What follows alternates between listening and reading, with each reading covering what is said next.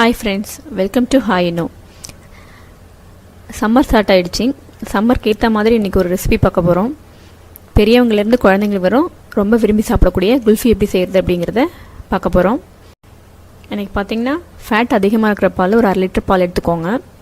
அந்த 1/2 லிட்டர் பாலில் கொஞ்சம் கூட தண்ணி சேர்க்காமல் ஒரு 1/2 அன் ஹவருக்கு மீடியம் ஃப்ளேமில் வச்சுட்டு ஒரு கரண்டியால் கலரி விட்டுட்டே இருங்க.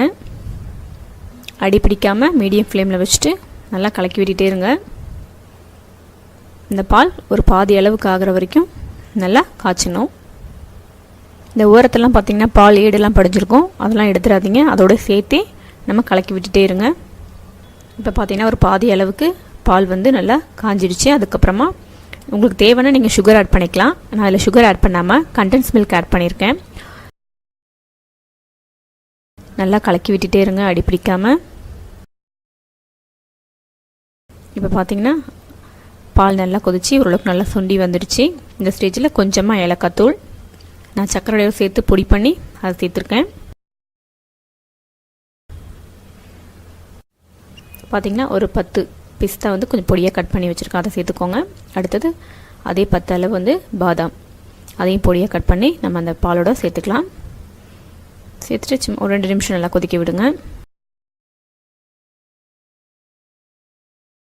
இப்போ பார்த்திங்கன்னா நல்லா அந்த பால் கொதிச்சு ஓரளவுக்கு நல்லா கெட்டி ஆகிடுச்சு.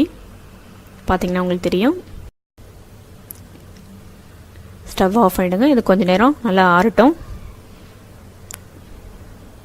இப்போ பார்த்திங்கன்னா நல்லா ஆறிடுச்சு, கொஞ்சம் கூட சூடு இருக்கக்கூடாது. இது ஆறினதுக்கப்புறமா நம்ம உங்கள்கிட்ட குல்ஃபி அந்த மோல்டு இருந்துச்சுன்னா நீங்கள் அதில் ஊற்றிக்கலாம். இப்போ நான் பார்த்திங்கன்னா டம்ளரில் செய்கிறேன். நல்லா ஆறினதுக்கப்புறமா ஒரு கரண்டியை வச்சு டம்ளரில் ஃபில் பண்ணிக்கோங்க. இதில் பார்த்திங்கன்னா நான் எக்ஸ்ட்ராவாக வேறு எதுவுமே சேர்க்கல, பால் மட்டும்தான் சேர்த்துருக்கேன். அதோட பிஸ்தா பாதாம்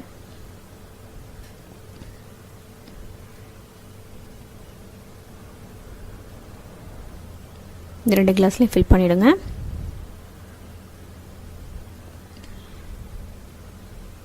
இப்போ பார்த்திங்கன்னா நான் அலுமினியம் ஃபாயில் யூஸ் பண்ணியிருக்கேன். இது இல்லைனாலும் பரவாயில்ல, பாலித்தீன் கவர் இருந்ததுன்னா அதையும் அது மேலே போட்டு நீங்கள் ரப்பர் பேண்ட் போட்டுக்கோங்க.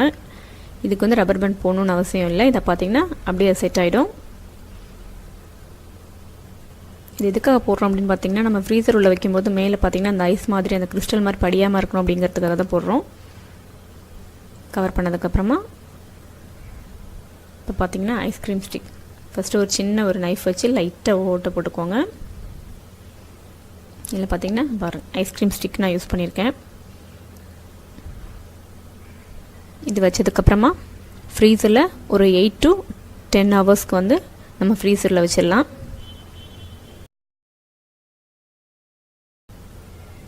இப்போ பார்த்திங்கன்னா 10 ஹவர்ஸ் ஆயிடுச்சு. வெளியில் எடுத்துருங்க. இப்போ பார்த்திங்கன்னா பார்த்துருங்க உங்களுக்கு மேலே உள்ள கவர் எடுத்துருங்க. வாவ், நம்மளோட குல்ஃபி ரெடி ஆகிடுச்சு. இதில் பார்த்திங்கன்னா ஐஸ் படிஞ்சிருக்கு. ஒரு பாத்திரத்தில் சின்ன ஒரு பாத்திரத்தில் தண்ணி வச்சு லைட்டாக அதை அந்த டம்ளரை டிப் பண்ணி எடுக்கும்போது உங்களுக்கு ஈஸியாக வரும். வாவ், நம்மளோட குல்ஃபி ரெடி ஆகிடுச்சு பாருங்கள்.